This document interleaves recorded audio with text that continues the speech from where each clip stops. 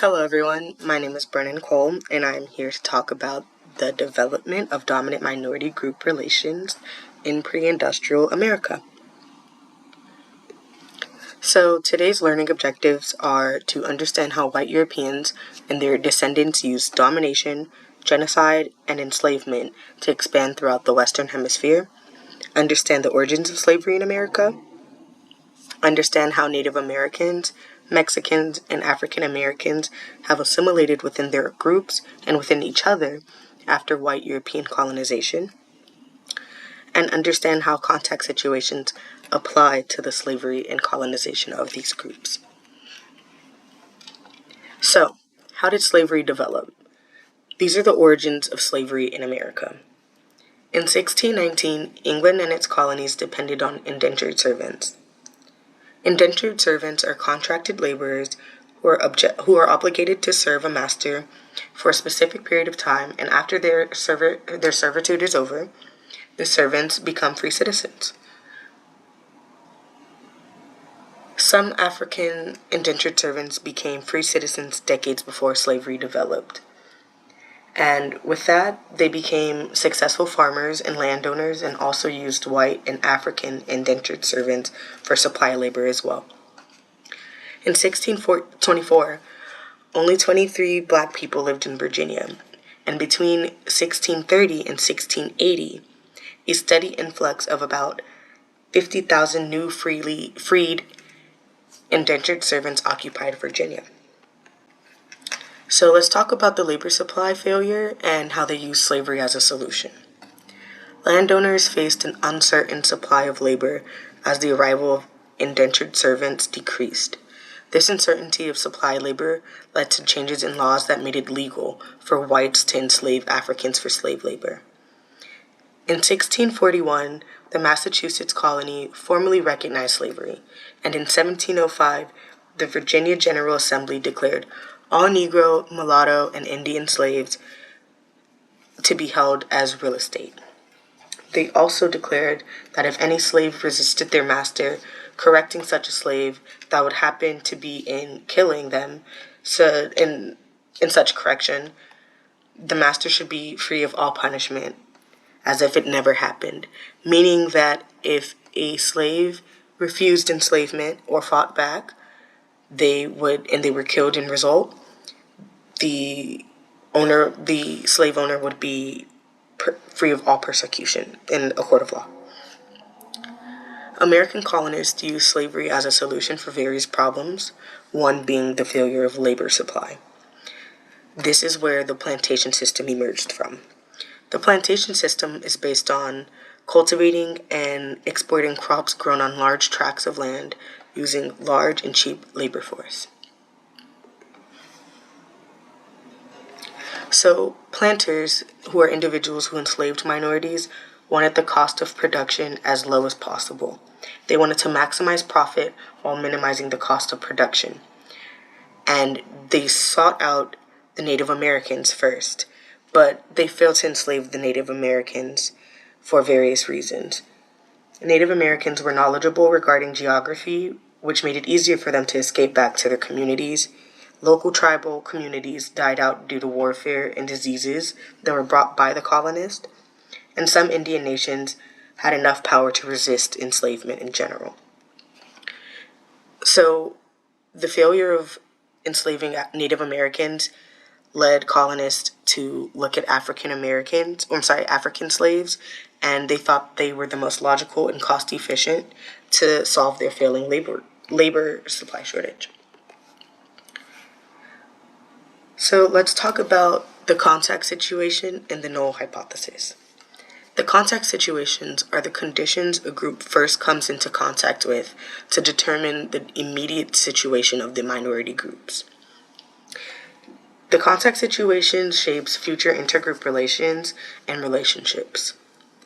So, the null hypothesis states, if two or more groups come together in context situation characterized by ethnocentrism, competition, and differential in power, then some form of racial or ethnic stratification will result. The null hypothesis comes from sociologist Donald Knoll, who identified three key features of the contact situation that leads to inequality between different groups. We have ethnocentrism, competition, and differential in power. Ethnocentrism refers to group boundaries that are established, who the dominant group dominates. We have who the dominant group is dominating over, which is the minority group. Competition refers to the struggle over scarce resources, where the dominant group serves its own interest through exploitation, control, elimination, and domination. This is the reason why the dominant group should establish a structure of dominance. And differential in power. Power is the ability of a group to achieve its goals despite the opposition from other groups. This is how the dominant group imposes its will on the minority group. So let's talk about Blauner's hypothesis. Blauner also analyzed the contact situation, and he identified two different initial relationships: colonization and immigration. Minority groups created by colonization will experience intensified prejudice, racism, and discrimination than those minority groups derived by immigration. Colonized minority groups are forced into minority status by the dominating group's greater political and military power. The dominant group attacks the military and subjects them to intense inequalities and assigns minorities to positions, making assimilation very difficult. Example is slavery. Minority group members are identified by physical characteristics that reinforce the system of oppression. Example, skin color or nose shape.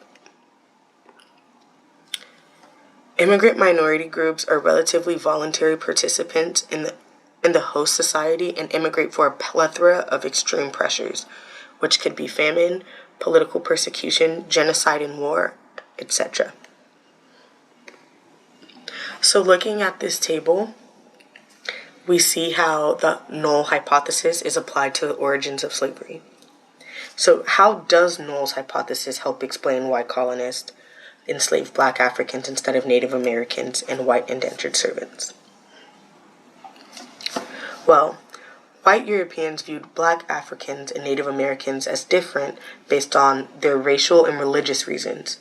As for white indentured servants, the British Protestants perceived white indentured slaves as inferior and different as they occupied low social status, and many of them were Irish Catholics who were criminals and often extremely poor. In terms of competition, the competition between the colonists and each group was prevalent. The competition between the colonists and Native Americans was direct and based upon the colonists competing over stealing land and competing over land. As for Black Africans and white indentured slaves, the competition was indirect. Black Africans and white indentured slaves were the labor force that the landowners needed and relied on to work on their plantations in order for their success in the New World. However, white indentured servants did have the advantage of being preferred and more desirable over Black indentured servants, which gave them a higher bargaining power to negotiate and receive more humane and better treatment in comparison to the Black indentured servants. During the first several decades of colonial history, the balance of power often favored the Native Americans because of the earlier mentioned. They were highly organized, they had experienced warriors, and they were familiar with the land. But over time, the differential power shifted to the colonists due to the population increasing and the stealing of resources. The colonists also began to deprive Native Americans of resources and killing them with diseases they brought. Africans did not choose to enter the British colonies. They were forced and coerced into becoming indentured servants. Unlike the Native Americans, indentured servants did not have a tight-knit community, nor did they know the geography of the land. They ultimately had no escape plan. So let's talk about paternalistic relations. So what is paternalism? Paternalism is a society with a small elite class and a plantation-based economy that develops a form of minority relations. So, chattel slavery solidified enslaved people's labor by creating an elaborate system of laws and customs. By law, slaves are now defined as chattel or private property rather than a human being. Chattel slavery, with this as an extension, slaves had no civil or political rights, could not sign contracts, or own property, or bring lawsuits.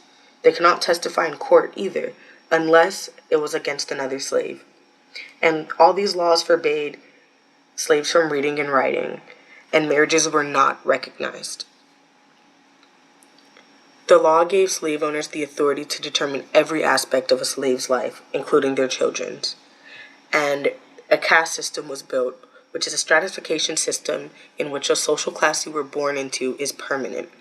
This is where slavery became generational, and whites expected slaves to demonstrate their lower status by showing humility towards whites and showing deference. So let's break down paternalism a little bit more. These are some key features. There was a significant power differentials and inequalities between dominant and minority groups. The caste system like barriers between the groups.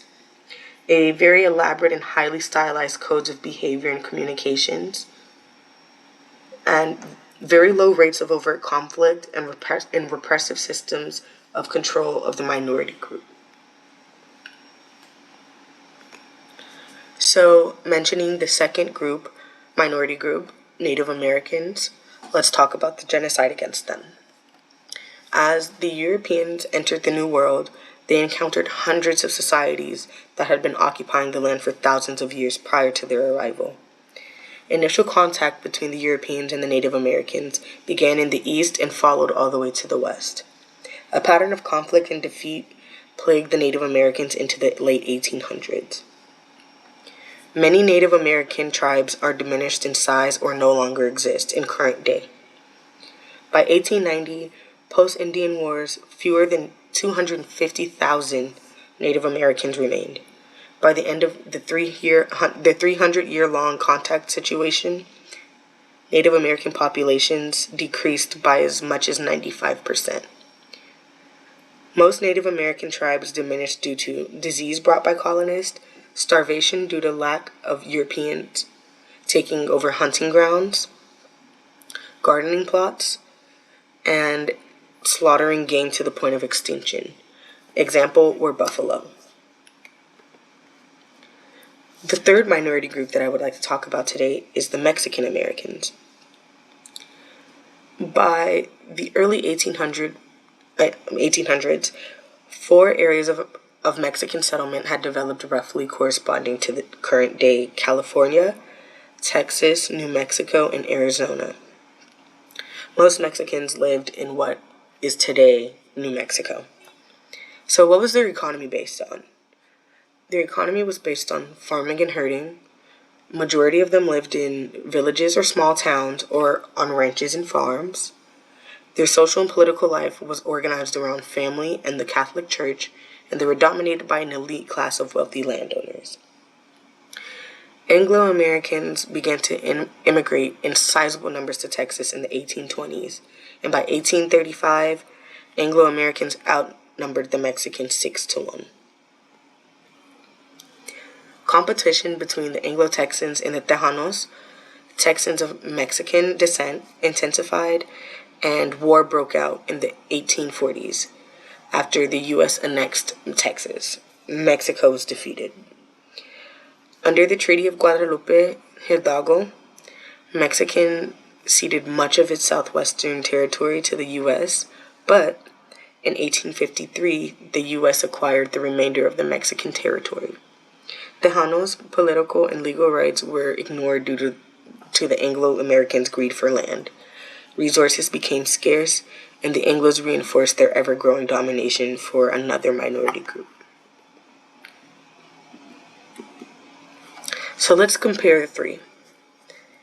Enslaved Africans and the Native Americans were the first victims of the extreme growth of power from the Europeans in the Western Hemisphere, which was initiated by Columbus in his voyage that began in 1492.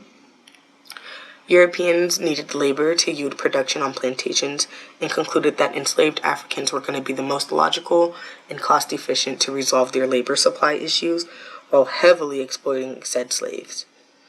Europeans committed genocide, decreasing the Native American populations by roughly 95%, as the Native Americans posed a serious threat to protecting their land and fighting against enslavement. And Mexico was conquered and became an exploited minority group through warfare and various other aggressive means by the Anglo-Americans. Thank you.